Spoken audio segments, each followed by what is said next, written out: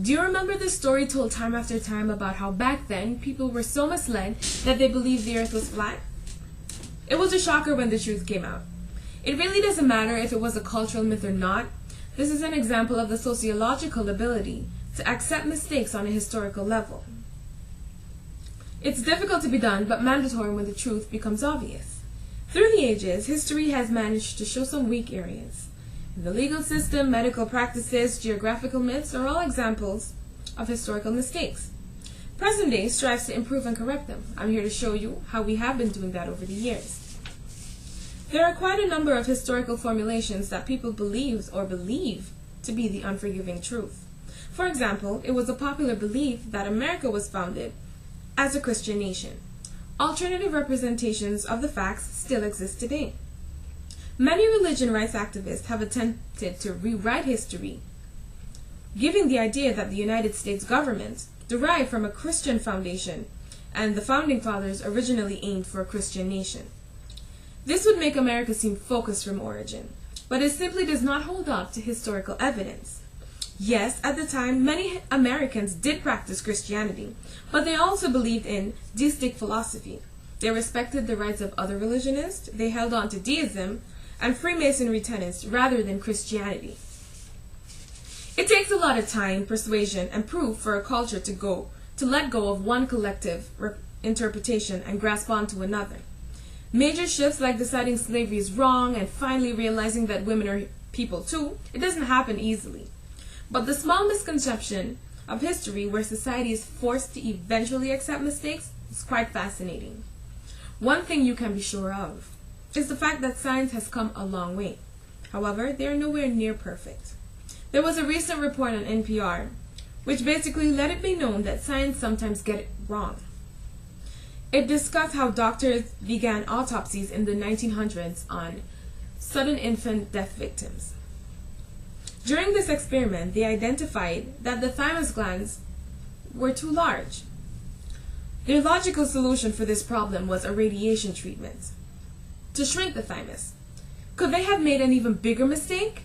Major misdiagnosis on faculty anatomy research. Early anatomical research was done on cadavers collected from poorhouses.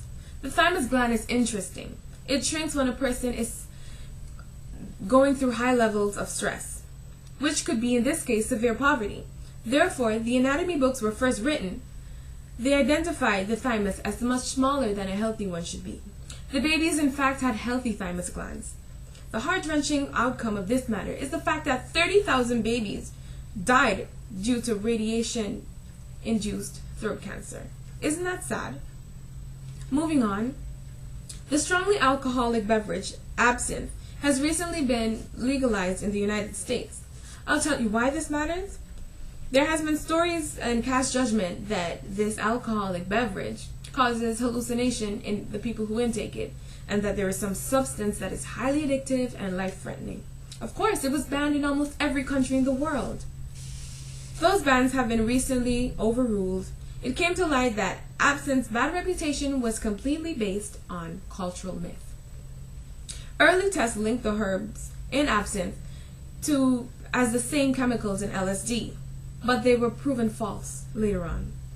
In fact, there is no proof that absinthe is anything more than a very strong drink. Sure, it's also addictive. In the 19th century, the herbal distilled liquor had a high alcohol content, but mixed with sugar and licorice, which made it exceptionally drinkable.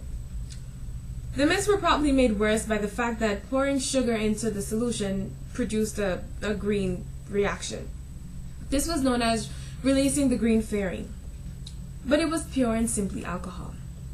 For almost a century, the world had believed this drink to contain life-threatening drugs. In 2007, the U.S. government allowed absinthe back into their borders after serious convincing. These stories may be less or more is significant to you, but it just goes to show that the great big world we live in didn't just magically appear as it is now. There were a lot of good and bad decisions made, a lot of experimenting, and quite frankly making up stories and to define situations. After years of foreseeing, casting judgment, troubleshooting, here we are. It's okay to be like, what the hell were they thinking? considering all the technology and knowledge that we possess today. But for future purposes, since we keep improving globally, we should never take anything as the final truth. Be open-minded that there just might be another way out. There might be overruled facts and things of the sort. We cannot judge the past by the standards of today. Thank you.